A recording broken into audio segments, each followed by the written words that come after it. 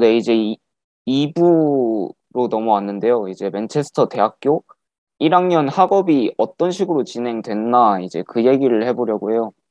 여러분들이 그 몇 분한테서 연락이 오기도 했고, 그 수업이 어떤 식으로 진행되고, 이게 시험은 어떤 식으로 보고 이런 걸 되게 궁금해 하셔가지고, 이번에는 그 맨체스터 생활 얘기보다는 이제 학업 위주로 한번 짜봤어요.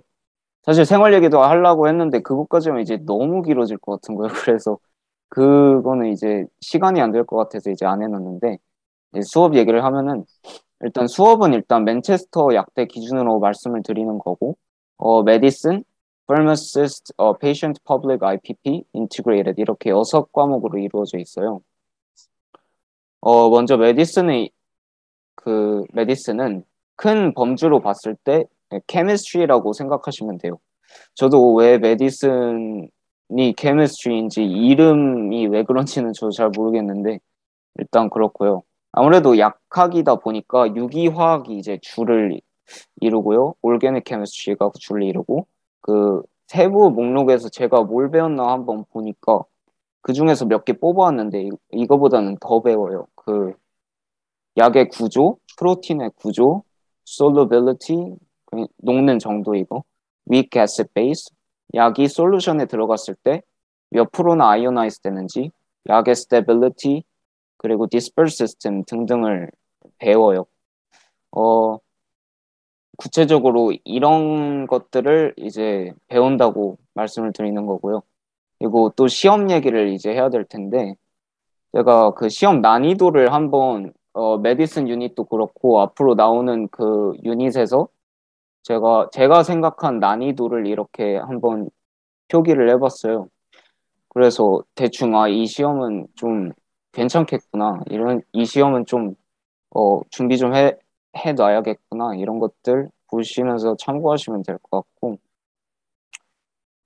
메디슨 유닛을 포함한 세 과목들이 TMA, 그러니까 Tutor Marked Assignment랑 그 Consolidated Exam이라는 걸 봐요. TMA는 이제 개별 과제라고 생각하시면 되는데, 어, 그 페이션스의 케이스 노트가 나오고 그에 대한 이제 문제들이 나오는데요. 음, 이걸 아무 때나 이제 작성을 하셔가지고 기한은 되게 넉넉하게 주거든요. 그래서 기한 내에 이걸 제출하시면 됩니다.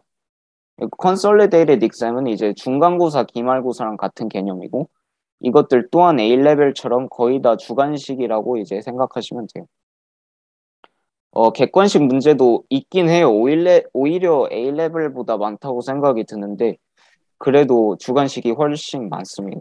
어, 또 메디슨 유닛은 이제 특이한 게 2학기 때 캘큘레이션 exam을 또 따로 보는데 이건 이제 수학이긴 한데 메디슨 유닛에서 이제 배운 공식들과 개념들을 사용한 계산 시험인데 예를 들면은 공식을 사용해서 뭐 약의 유통기한을 구한다 뭐 이런 문제들도 있었고요.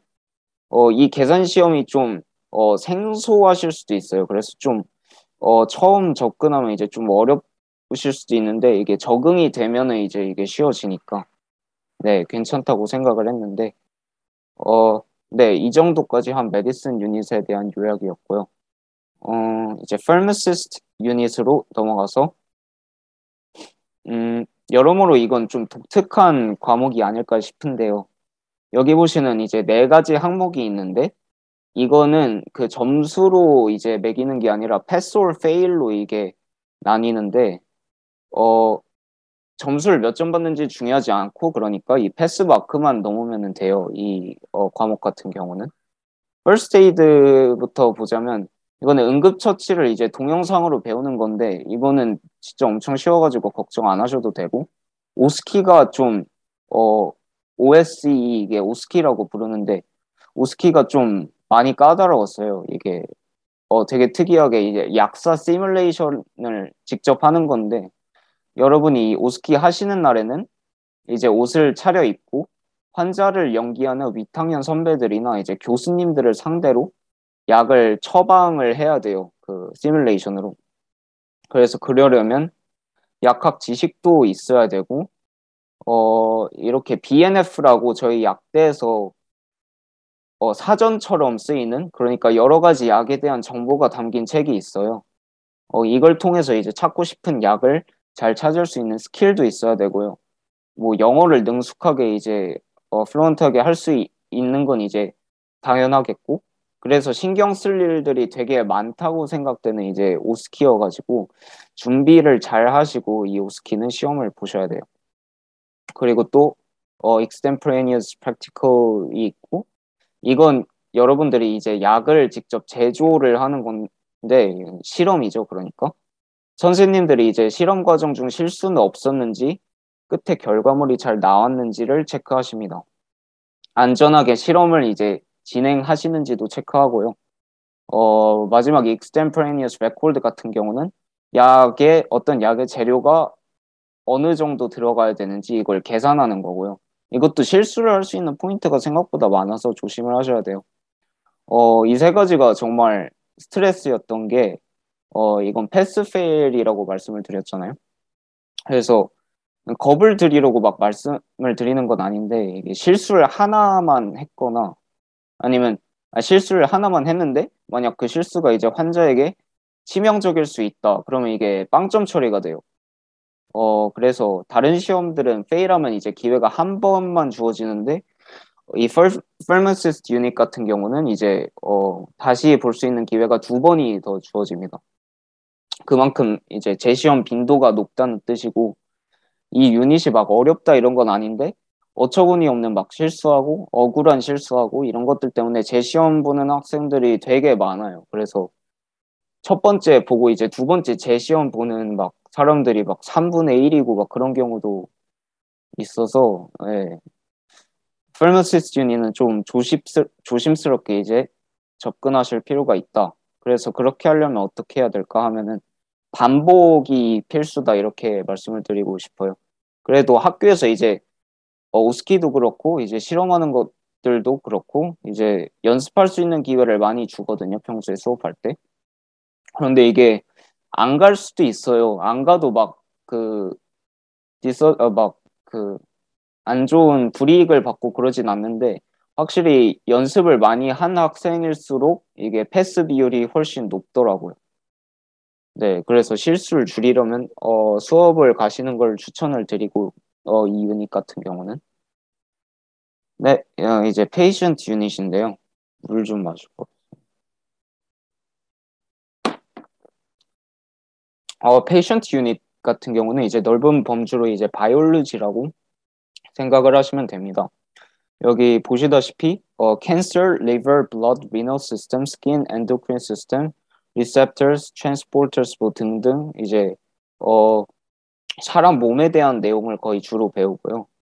페이션 유닛 역시 메디슨과 같이 여기 보시면 TMA랑 consolidated exam 이 두 가지 형식으로 이루어져 있어요. 네, 그 정도면 설명이 될 것 같고, 이제 퍼블릭 유닛 같은 경우도 이 유닛에는 1학기 동안은 영국의 퍼블릭 헬스, NHS 건강검진 시스템, 그리고 마약에 대해서도 다루고요. 2학기 때는 마이크로바이올로지, 특히 박테리아나 바이러스, 뭐 이런 내용에 대해서도 다룹니다. 이 유닛 역시도 TMA랑 컨솔리데이티드 익셈으로 이루어져 있습니다. 그리고 이게 방금 말씀드린 메디슨, 페이션트 퍼블릭 같은 경우에는 강의들이 이제 일주일 동안 나와서 이것들을 듣고 그 진도를 좀 빨리 나아가야 돼요. 이게 밀리기 시작하면 끝이 없어가지고 그 매주 매주 들어야 될 강의를 이제 들으시고 공부를 하시면 되겠습니다. 그 이제 거의 끝났는데 IPP 유닛이 있는데, 이것도 방금 말한 Pharmacist 유닛과 같이 이제 되게 특이한 과목이라고 볼 수가 있어요. 여기서는 이제 플레이스먼트 실습을 하는데 1학년 때는 1, 2학기에 나누어서 1학년은 이제 두 번 실습을 하는데요. 2, 3학년 때는 제가 선배들한테 실습 빈도가 이제 막 두세 배 가량 늘어난다고 얘기를 들었어요. 1학기 때는 이제 병원 실습을 가는데 아무래도 1학년이다 보니까 환자들과 막 대화를 할 수 있는 기회를 주진 않고요. 앞으로 2학년 때부터 이제 본격적인 병원 실습에 들어가니까 그걸 대비한 수업 그리고 또 병원 투어를 병원에 직접 가셔서 이제 경험을 할 수가 있습니다. 1학기 때는 그랬고요. 제가 진짜 유용하다고 생각했던 실습이 이 2학기 때 진행됐던 이 약국 그 실습인데요. 학교에서 학생들한테 약국을 배정시켜주고 거기에서 이제 하루 동안 배우고 또 일할 수 있게 하는 그런 커리큘럼인데 약국 배정도 그렇고 시간대별로 학생들이 다 다른 날짜로 이게 배정이 되기 때문에 그날 그 약국은 학생들 중에 그러니까 저 혼자만 가는 거예요. 예를 들어서 수요일 날 배정을 받았다. 그러면 수요일 그 약국은 그 학생 혼자서 이렇게 가는 거고. 그래서 약사님들과 막 소통을 하고 약국이 어떤 식으로 돌아가는지, 환자들을 대하는 태도는 어떠한지 그런 것들을 정말 실감나게 바로 눈앞에서 보실 수가 있고 유일한 단점이라고는 이제 학생들이 다 약국을 따로따로 가니까 되게 넓게 퍼져 있어요. 맨체스터가 아닌 경우도 있는데 그 약국이 저는 이제 되게 멀리 가가지고 여기 사진 보시면 이게 영국의 교통수단 중에 이제 트램이라는 건데 음 이걸 1시간 반을 넘게 걸려서 이제 약국을 갔다 왔어요. 그날에. 그리고 제가 간 곳은 이 부츠라고 이제 굉장히 큰 약국이 있는데 영국에 막상 오시면 부츠는 이제 곳곳에서 진짜 많이 보실 거예요. 이제 영국에 한 2,300개라고 들었는데 부츠가 여기는 되게 큰 약국이고 약뿐만 아니라 다른 물품들도 이제 같이 파는 곳이라 손님들도 되게 많고요. 아무튼 이제 약사분들께서도 이제 미래 약사를 육성시킨다는 신념을 가지고 이제 제 질문 답도 해주시고 제가 채워야 되는 이제 워크북 이런 게 있어요. 그 플레이스먼트에 가서 그런 거 도와주시기도 하고 그래가지고 저는 엄청 유용한 경험이었다고 생각했어요. 그래서 제 주위 친구들한테도 물어보니까 다 재밌었다고 그러더라고요. 그래서 방금 이제 언급했던 플레이스먼트를 이제 갔다 오면은 이제 거기에 맞는 워크북을 작성을 하셔야 돼요. 그 워크북을 제출하시고 그러면 이제 플레이스먼트 이 분야에서 이제 어, 패스 마크를 받으실 수 있습니다. 이제 CPD 이게 1학년만 하는 게 아니라 졸업할 때까지 이제 꾸준히 하셔야 되는 건데 간략하게 요약하자면 여러분들이 준비된 약사가 되기 위해서 내가 계획한 것들, 그리고 그걸 달성했을 때 나는 뭘 배웠나? 이런 것들을 이제 간단하게 적는 이제 레포트예요. 이건 별로 시간이 많이 들진 않는데 졸업할 때 이제 여태 해왔던 CP들을 모두 한꺼번에 모아서 이제 제출을 하셔야 돼가지고 1학년 때부터 꾸준히 이 CPD라는 거는 하셔야 되고 여기 보면 캘큘레이션 exam도 있는데 이건 정말 쉬워가지고 진짜 그냥 단순한 캘큘레이션 문제들이어가지고 실수 안 하면 진짜 100점 맞는 그 정도 난이도의 계산 시험이고요. 어 제가 방금 메디슨 유닛에서 말씀드렸던 이제 캘큘레이션 exam과는 다른 어 훨씬 쉬운 시험입니다. 네.